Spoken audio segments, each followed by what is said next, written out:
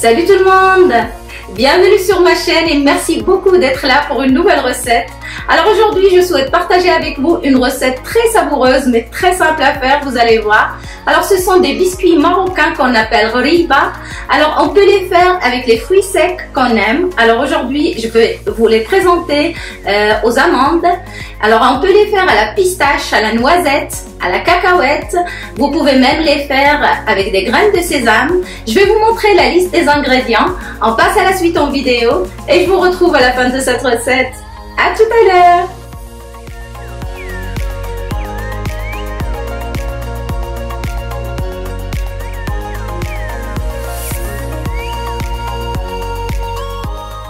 Je vais commencer la recette par torréfier la farine. Pour ceci, je la verse comme ceci sur une plaque chemisée et je l'étale bien pour qu'elle soit torréfiée de manière uniforme. Cette torréfaction ajoute à vos biscuits un goût vraiment très spécial que j'aime beaucoup. On le fait beaucoup dans la cuisine marocaine pour beaucoup de recettes, comme par exemple pour celle-là qu'on appelle dans d'autres régions sfouf. Je vais mettre la farine dans un four préchauffé à 175 degrés et je conseille de mélanger de temps en temps comme ceci pour que cette torréfaction se fasse de manière uniforme et qu'on obtienne une couleur dorée. Voici ce que l'on doit obtenir, une très jolie couleur de la farine qui est dorée. Je vous conseille de faire sa torréfaction à basse température. Pour ma part, je l'ai faite à 175 degrés. Si votre four il chauffe un peu trop, vous pouvez baisser la température et surveiller la cuisson. L'essentiel, c'est de ne pas laisser brûler la farine, la mélanger à chaque fois. Je vais laisser refroidir légèrement. Ensuite, je verse cette farine dans un petit bol et je la réserve pour la suite de la recette.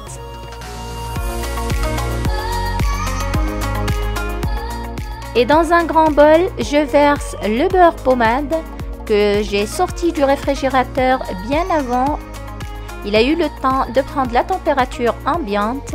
Je verse par-dessus l'huile de pépins de raisin que vous pouvez très bien remplacer par n'importe quelle huile végétale neutre.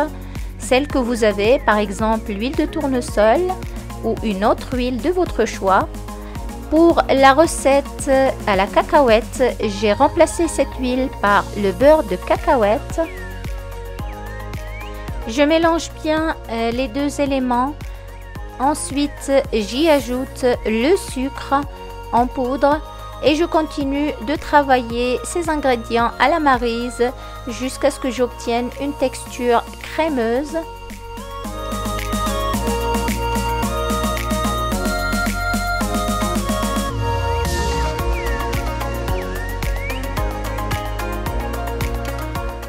J'ajoute ensuite le sel.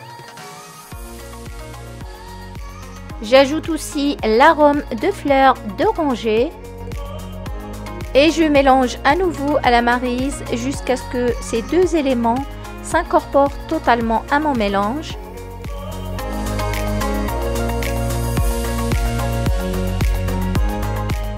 J'ajoute ensuite l'œuf entier et je mélange à nouveau pour le faire incorporer à mon appareil.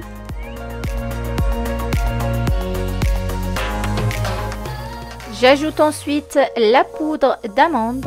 À ce stade-là, vous pouvez rajouter la poudre de cacahuète, la poudre de pistache, la poudre de noisette ou alors la poudre de graines de sésame, vraiment comme vous le souhaitez. Vous pouvez varier les goûts. Donc la recette est toujours la même. Le goût qui change avec le changement justement du fruit sec que vous utilisez. Je vais ensuite verser la poudre à lever dans la fécule de maïs. Je les mélange un peu et je les ajoute en une fois. Je tiens à préciser que la recette pour ces biscuits reste la même pour tous les fruits secs.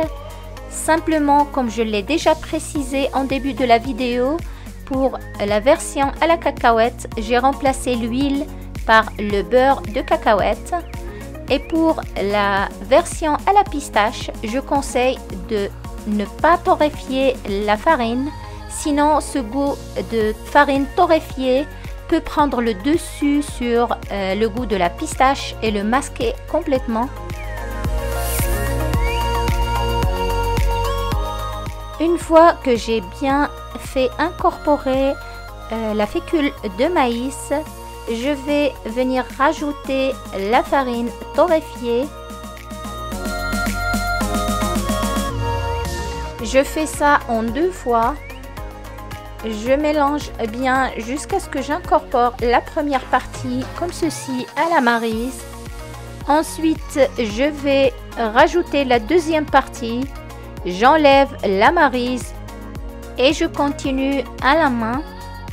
Je vais simplement ramasser tous les éléments pour former une boule de pâte.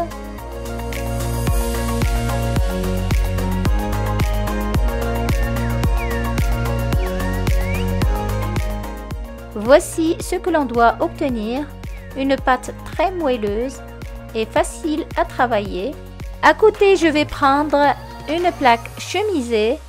Je prends aussi une balance. Je vais ensuite couper des pâtons de 30 grammes chacun. Je les prends ensuite et j'appuie dessus de cette manière-là pour bien passer la pâte. Ensuite, je les enroule de cette manière-là entre les 2 paumes de la main pour former mon premier biscuit que je décore d'une amande entière. Je le dépose sur ma plaque chemisée. Je répète ensuite la même opération pour tous mes autres biscuits jusqu'à épuisement de la pâte. Avec ces ingrédients-là, on obtient 32 biscuits. Et de la même façon que mes biscuits aux amandes, j'ai réalisé la même recette à la noisette, à la pistache aussi et à la cacahuète. Je vais les faire cuire dans un four que j'ai préchauffé à 180 degrés pendant une quinzaine de minutes. Et à la sortie du four, je conseille de les laisser refroidir pendant 5 minutes à peu près sans les toucher.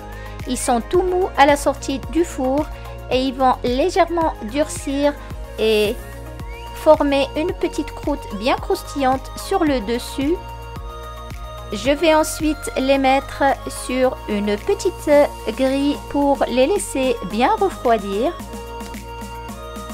Une fois bien refroidis, ces biscuits peuvent être conservés pendant 2 semaines dans un endroit sec, dans une boîte hermétique en rajoutant 2 morceaux de sucre avec.